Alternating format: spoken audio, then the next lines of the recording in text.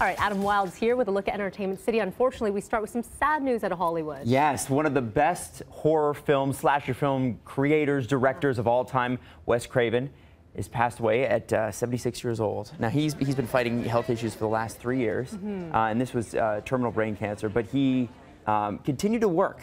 Yeah. And one of his films is actually debuting right here at TIFF. It's called The Girl in Photographs, and it'll premiere at the Midnight Madness kind of special that they do at TIFF, September 14th. I wonder if they'll be doing any sort of tribute. I assume they will. Yeah, you have to think that they might have known that this was coming and probably have something prepared. But these films that he was involved with, I mean, Nightmare on Elm Street and Scream, Classics. They are classics. Yeah. Who didn't grow up with these films? Absolutely, and everyone knows Wes Craven too, so his legend will live on, of course, through these films that are absolutely incredible and still freak me out to this day. Yeah.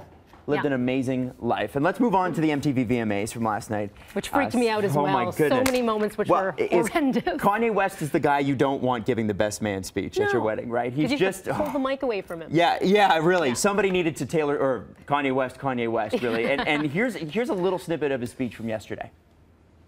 It's about ideas, bro. New ideas. People with ideas. People who believe in truth. I have decided in 2020 to run for president.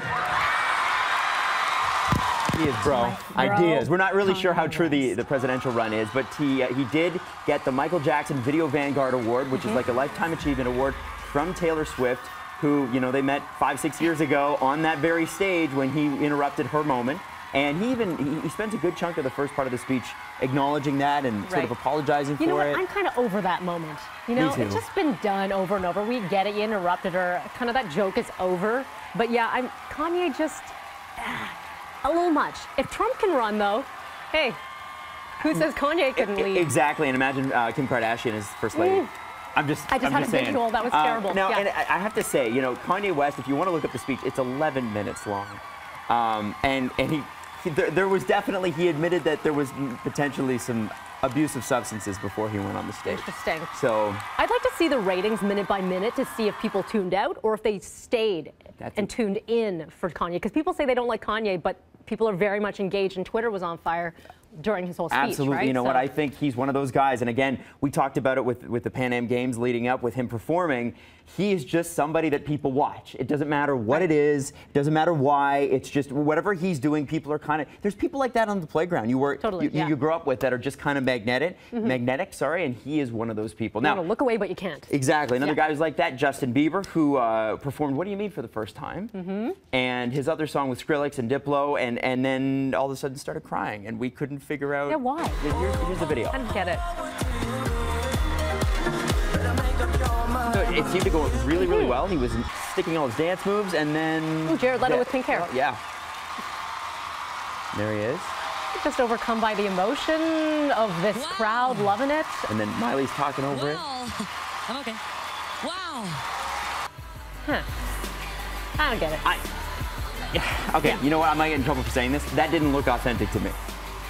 No. That looked like it's part of the performance. Like, oh, I've come back, I've made this big comeback, and I'm crying about it. Right. And you're right. It didn't suit the performance. It's not like he had this ballad. No. Where he's down on one knee and crying about it. He's got this happy summer pop song. It's that not, everyone loves. Yeah. You should be cheering for yourself. Absolutely. Yeah. And what did you think of Miley Cyrus as the host?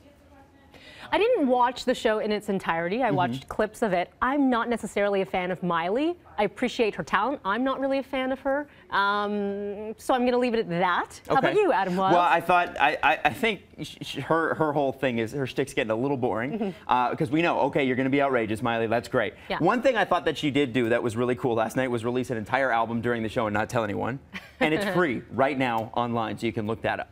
What about her outfits? I know we'll talk about outfits a little bit later. The outfits, honestly, it's the same old Miley. Like, if you follow her on Instagram, people say she took a break. Well, she's naked on Instagram all the time, and she's wearing these metal outfits. Suspender and you're like, thingies, what would you, if she had shown up in a prom dress, a very conservative prom dress, that would have been a surprise. That would have got people talking. Absolutely. Right? And they'd be like, oh, new quarter for Miley, but this is just, well, same old regular Miley. Or pull off a Justin Bieber with a new hairstyle and Zach Morris outfit. That was bad.